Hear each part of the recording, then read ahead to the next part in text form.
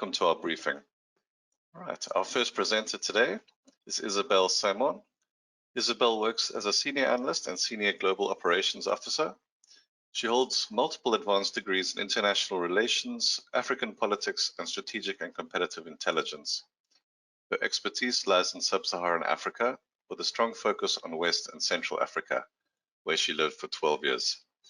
Isabelle is going to start off the briefing today with a discussion on the militant threat in West Africa. All right, Isabelle, I want to pass it over to you. Sure. Good morning and welcome everyone. So today in our 2021 Africa Risk Forecast, we will highlight the growing jihadist threat spreading from the Sahel to the West African coastal countries. In recent years, we have noted democratic declines in Benin, Guinea, Mali, and Nigeria, with regressions also seen in Côte d'Ivoire. The security situation in the area has also deteriorated, particularly in the Sahel, despite continued efforts by international partners. As you can see on the map, the whole Sahel region is colored as red by French Minister of Foreign Affairs due to the increase in security prevailing there, including jihadist activities, militias and armed groups, movements, ethnic tensions, and political instability. The threat has spread south to Burkina Faso. It includes now most parts of Burkina Faso and is worryingly spreading south to northern Côte d'Ivoire and northern Benin, as you can see on the map. Going into 2021, we expect that the slow economic recovery from the COVID-19 pandemic and the weakened state systems will create opportunities for militant groups.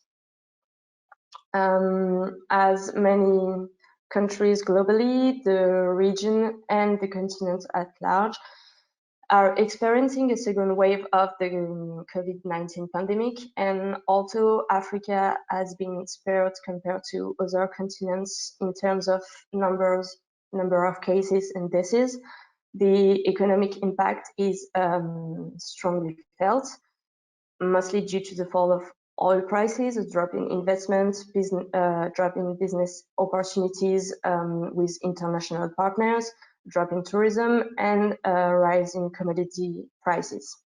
According to monetary financial institutions, the Africa will witness its first recessions in years, which will surely have negative impacts on operational and security conditions in the sub-region beyond 2021.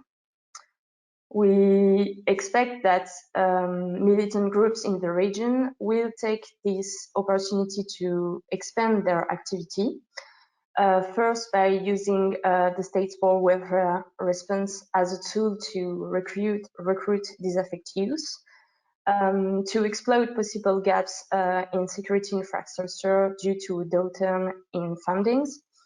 For example, in Nigeria, jihadist groups in the northeast have reportedly cited the closure of mosques due to hygiene precautions as another state's attack on Islam.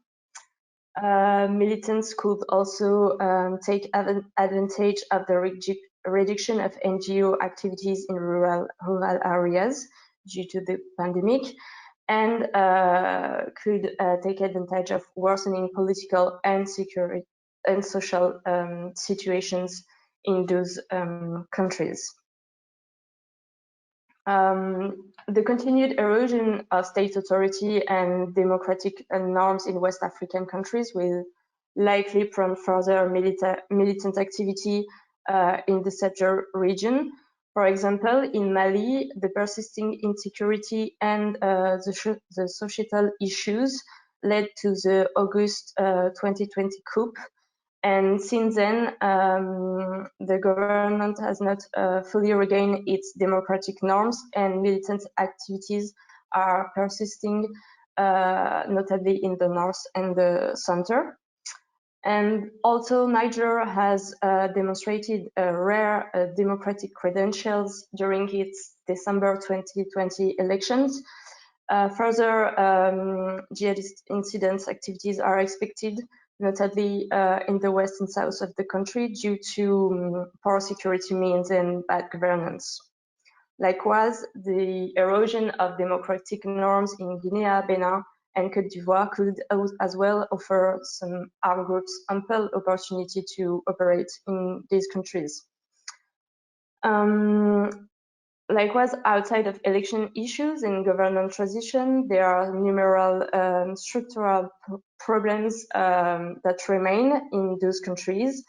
First of all, many West African states remain unable to effectively secure their borders.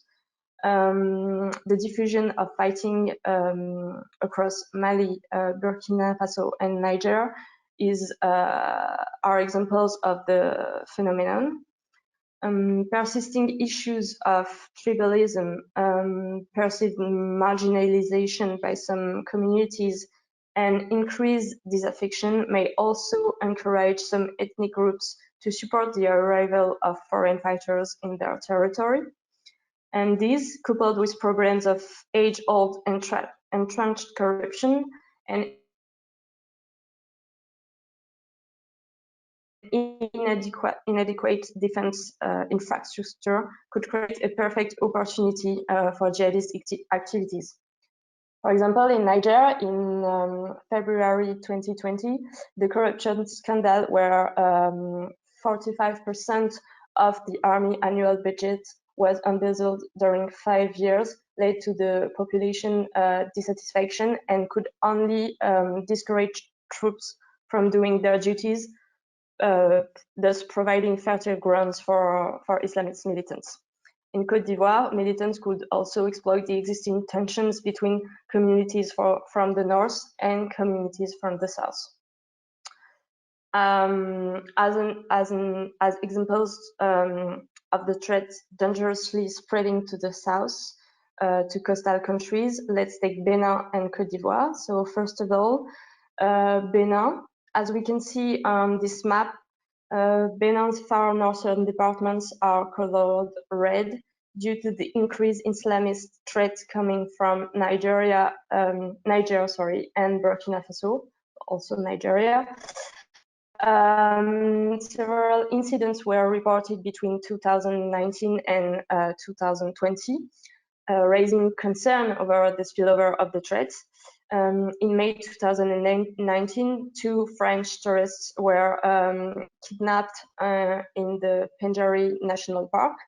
And between February and June 2020, 4 other suspicious incidents were reported around the National Park W, raising concern over the spillover of the threats.